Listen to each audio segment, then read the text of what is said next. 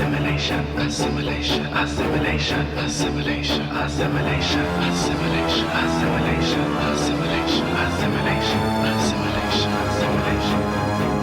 Assimilation is like a river fighting against the tide, like a fish drawn out to dry land and forced to breathe without water.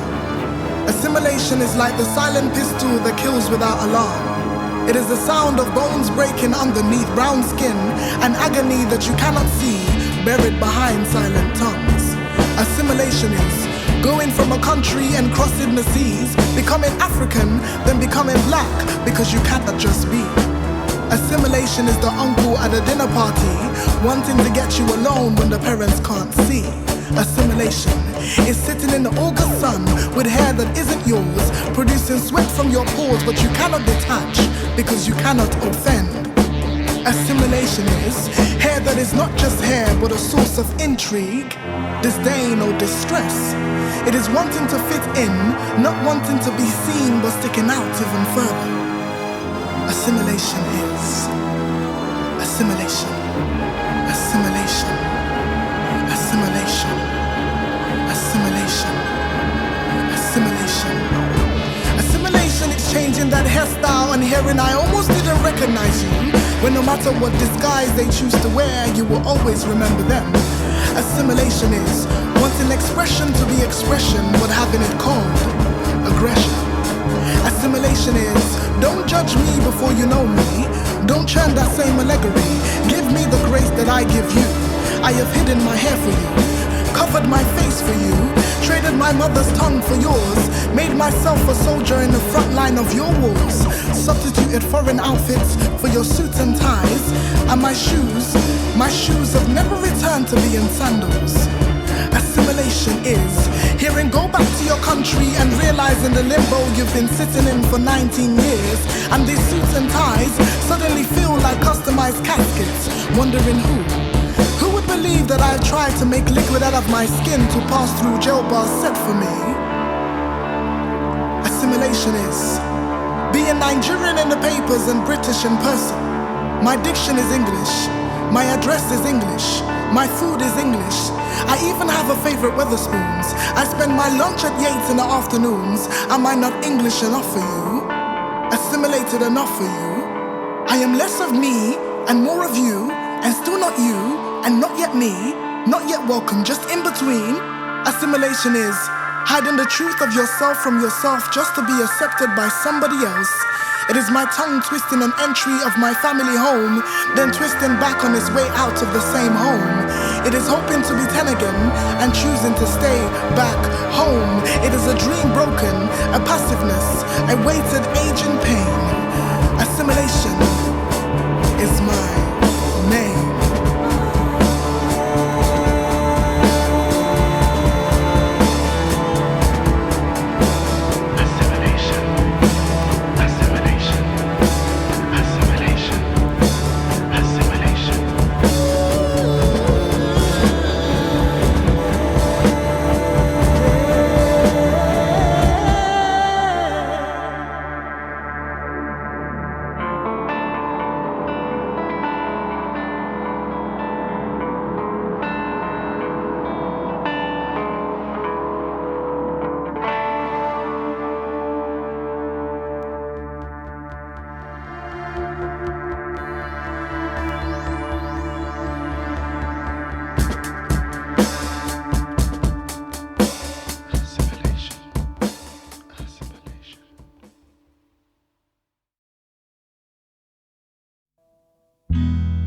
How do you stop the tears from falling from his mother's eye?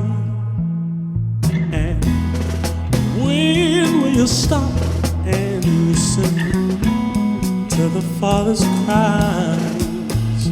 And how can you just sit back and analyze when on the news they paralyze but brutalize? How do you stop the tides from turning and go the other way? We for our freedom and bring about change. It's hard, it's true, I expect you to sympathize. Only then will we be free to be civilized.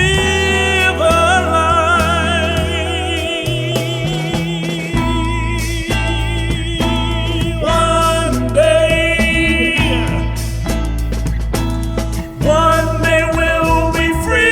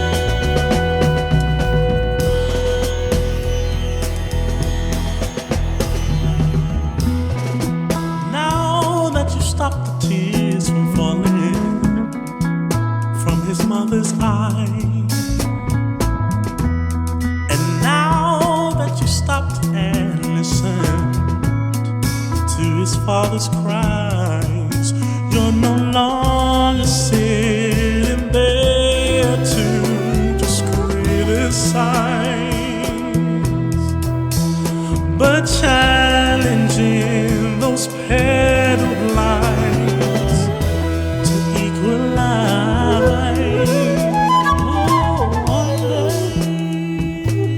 One day.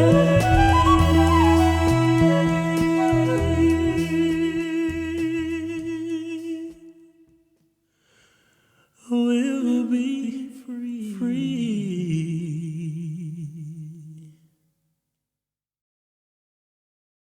When we look at the stabbings and the shootings or the violence that we see today, we must appreciate the one basic fact.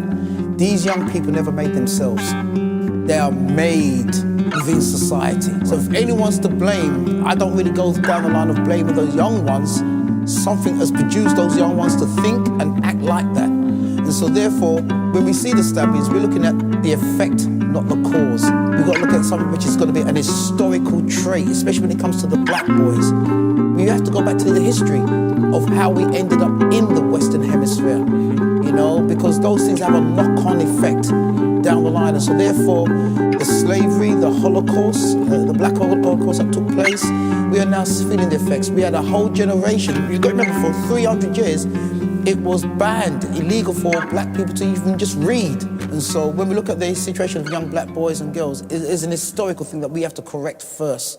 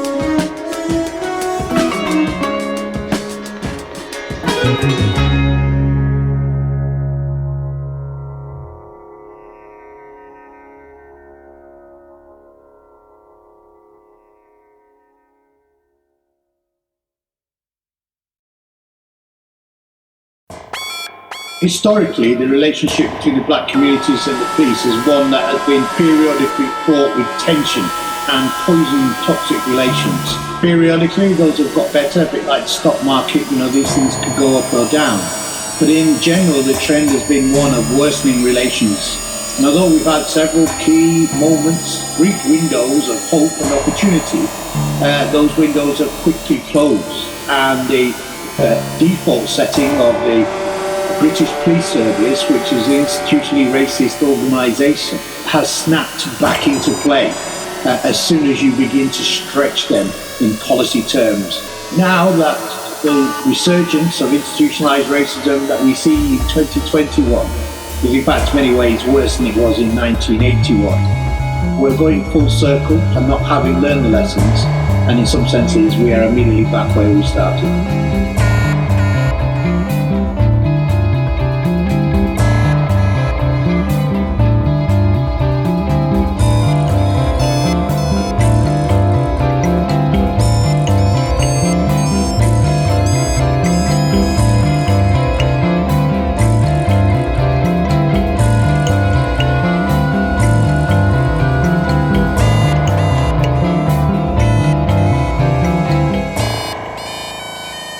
We need to do something we've never done, and that is work together with African and Caribbean communities across the nation in order to build a consensus around policing reform and ask the critical question, not just of what we want from policing and good policing in our communities, but what is the responsibility we hold for ourselves for crime that takes place within our communities.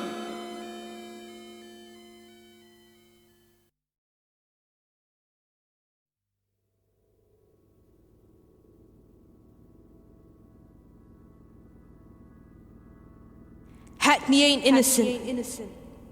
There's blood on the streets from the hands of the police. Remember the name?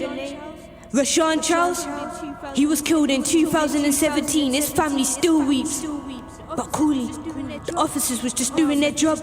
Nah, man, the brother couldn't breathe. This one's close to home, really broke Hackney. Still no justice. Officer walked free.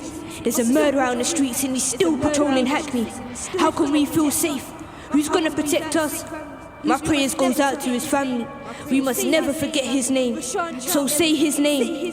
Rashawn Charles. Say his name. Rashawn Charles. R.I.P. Maddest thing is, he ain't the first. In 2002, we're saying R.I.P. to Kwame, another death in custody, and it's the same old story. He died of natural causes, but when he asked for your help, officers refused. They thought he was faking it, though he was constantly collapsing, moving around in agony. He should have lived, he had a 90% chance, but they show you neglect when your skin color's dark.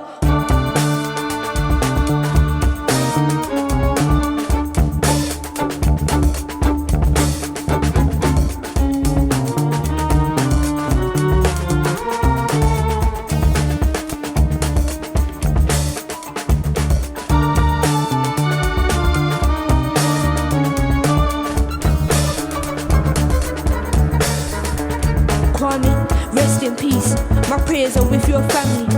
1994, that's the year of my birth. But right before Christmas, the feds left Hackney hurt. That's another family crying, another brother dying, an unlawful killing as he struggled for his life. Say his name, Olu Astatke. Say his name, Olu Astatke. 1998, still no justice for his family. My prayers are with them as the officers were let free. Hold on, wait, ain't the police meant to serve and protect? So what happened to Vandana? Is that a case of neglect?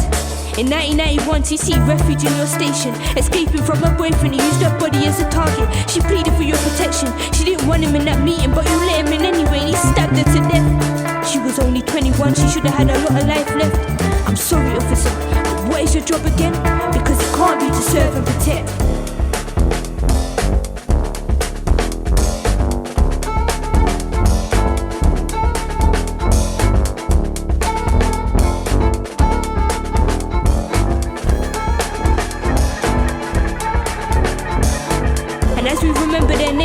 Let's remember their families, cause nothing makes sense when we try and comprehend these tragedies. In 1983, Hackney said R.I.P. to a brother named Colin Roach, died from a gunshot at the entrance of a police station. Coroner's jury deemed it suicide. Typical. I'm starting to believe suicide means we did it when it comes to the police. Cause the amount of suicides in their station, I swear it deserves an investigation. See, Colin Rhodes was only 21. His family deserves some justice, man. Do you really want me to believe that a black man could walk down the streets of Hackney in 1983 with a bag and a shotgun and not get stopped by no one, only to make it to the station and turn around and commit suicide? You would have an easier job convincing me that I'm actually white than me ever believing that lie. And since that will never happen, I know for a fact Colin Roach did not commit suicide. See, Hackney ain't innocent. There's blood on our streets from the hands of the police. And there's some names I didn't even mention, like Vincent Graham, Tune Hassan, Michael Ferreira. All these names and no officers charged. Still no justice for their families. My prayers are large, cause it don't take a bullet to break someone's heart. R.I.P. to the fallen. Hackney ain't innocent. There's blood on our streets from the hands of the police.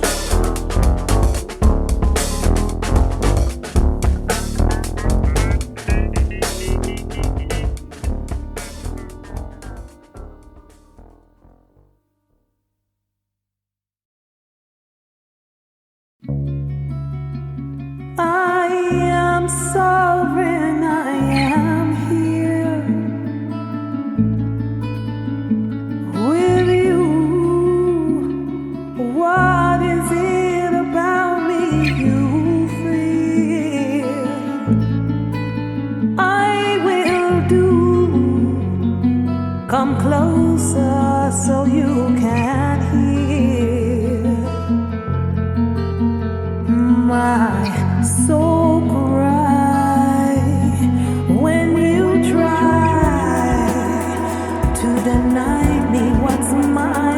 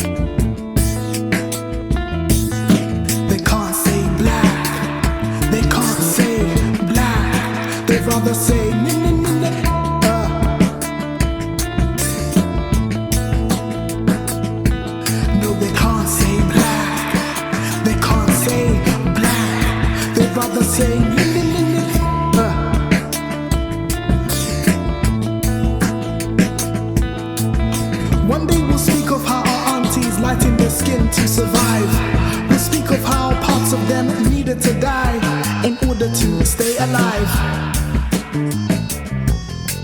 Flames are the thing tuned to black skin. Deep in its womb and birth offspring in its name. Melanated they say. Powerful, solarful energy, existence. We'll speak of the way the burning started in the mind and corroded us through time. Countless times of scorching pain, flames burning through our names, taking down our homes. Countless times of scorching pain, flames burning the ground underneath our feet as we run from somewhere hot to somewhere cold. And then those flames liquidize themselves and take our skin. Our skin.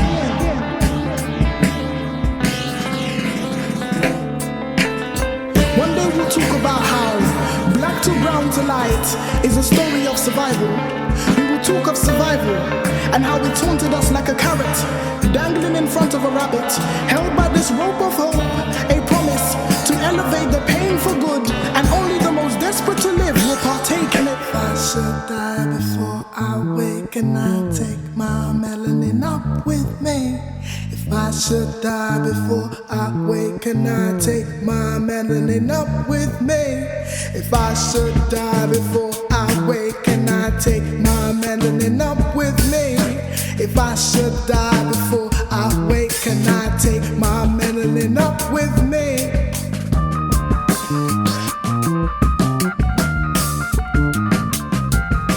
They always talk about the bleaching cream industry like industries don't work on supply and demand. The demand is to be seen, the demand is to be heard, the demand is to be fed, to be considered worthy of being human. The demand is to be free. Ooh, that's that black, that godly goddess image of God, yes. That's that black, that royalty wrapped in melanin, that Nubian beginning, that nutrient, that skin deep, that blacker the berry, sweeter the sweetness, that black emancipated prior to emancipation black, that serene midnight marine, that born great born Adonis made, that Mansa Musa heritage, that black, that beautiful, that fucking up the masters too. Now that's black, and that's what you are. Now do you still wanna give that back? When they can't say black, they can't say black, they rather say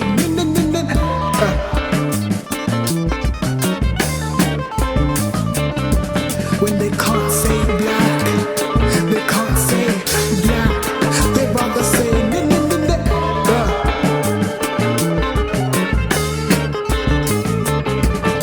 If I should die before I wake, will I take my melanin out with me? If I should die before I wake, will I take my melanin out with me? If I should die before I wake, can I take my melanin out with me? If I should die before I wake, can I take my melanin up with me?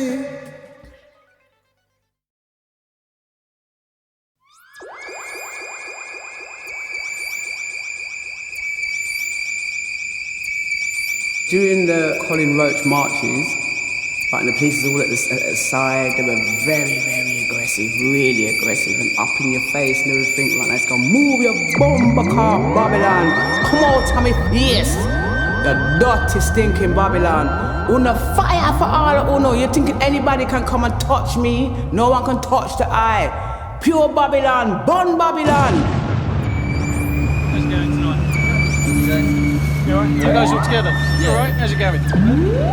Are you okay? Yeah, I'm good. Have a little chat. Yeah? Yeah. Boss, I swear you're gonna waste the time and you're gonna let's go viral. You're gonna let's go viral. Let me get them badge, the pearl thing. PL425, PL204, PL102. Everyone, we're going viral, I'm happy you lot don't have guns, you know, I swear to God. So you are? I'm happy you lot don't have any guns. So why were you giving us the island? Why were you giving us that? You're giving us a lot of attention. So is that the reason hooked up? You sound like a gang member. Someone gave you the eye, so you jumped out the van. You sound like a gang member, friend. For the camera, this man said he stopped us because we were giving him the eye. That sounds like a gang member to me. That's some of the most intimidating stuff I've ever heard in my life. I'm so happy these guys do not have guns.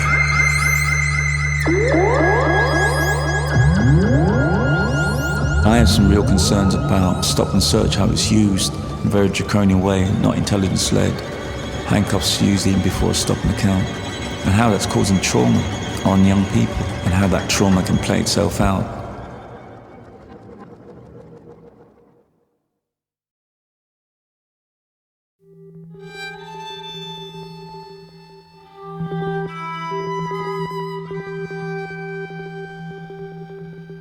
Our prison system isn't about morality or safety or justice. Do you know why? Because if you're suspected of handling a gun in Tottenham, you can get arrested. The police might even execute you before even asking any questions. But if you sell F-16s to Saudi Arabia or cluster bombs to Israel, you'll probably get an OBE, right? If you smoke a spliff down Tottenham High Street, you can expect to get harassed by the police and arrested and brutalized. But if you sell cigarettes and drugs and all these pharmaceuticals, you'll probably give you a fucking knighthoods, right? There are still people doing jail time for handling goods taken in the rebellion of 2011. There's still people in jail for that. But if you invade Iraq, cancel every oil contract, write new ones of your oil companies and kill 1 million people, you're the head of the British state. You're the most powerful person in the country. So when they want to tell us that our prison system is bringing us more safety, we know it's a lie already. Because our prison system and our police system is all about racism and locking up lower income people, and has nothing to do with morality and justice. That's why they criminalize our music, that's why they criminalize our cultures, and that's why they criminalize our way of life. So when they even want to tell us we're violent for saying no justice, no peace, we will tell them, how can there be peace when there is no fucking justice?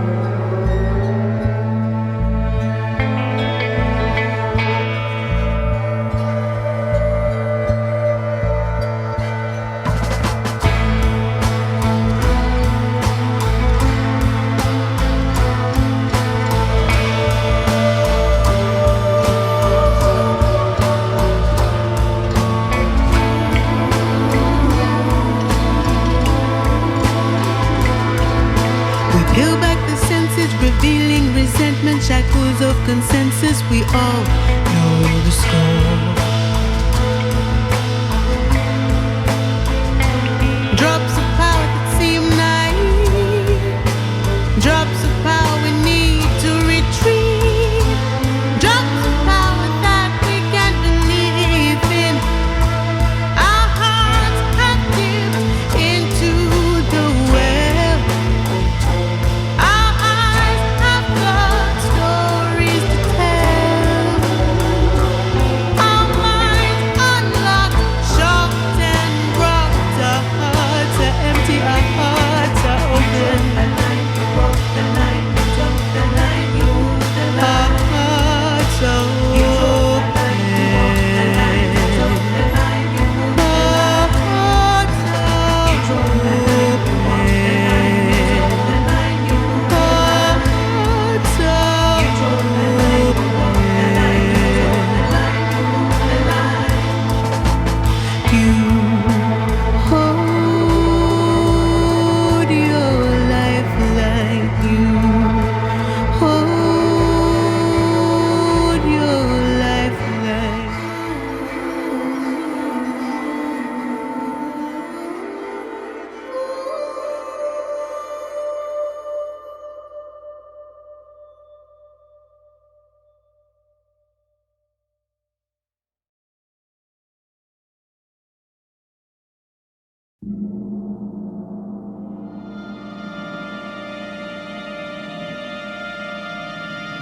It's wild because like I'm one of the lucky ones, like incredibly lucky. And I can't forget that because every time I look back and see what I could have become. Like, I went to jail, you know, but like I'm still doing good. How many people can say that?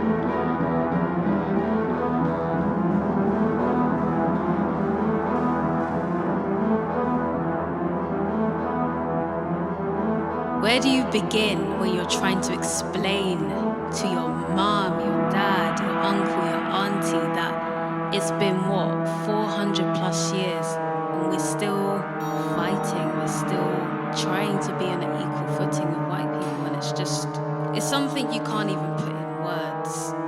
We need something to believe in to keep us going, and we've got to do something. The time is coming.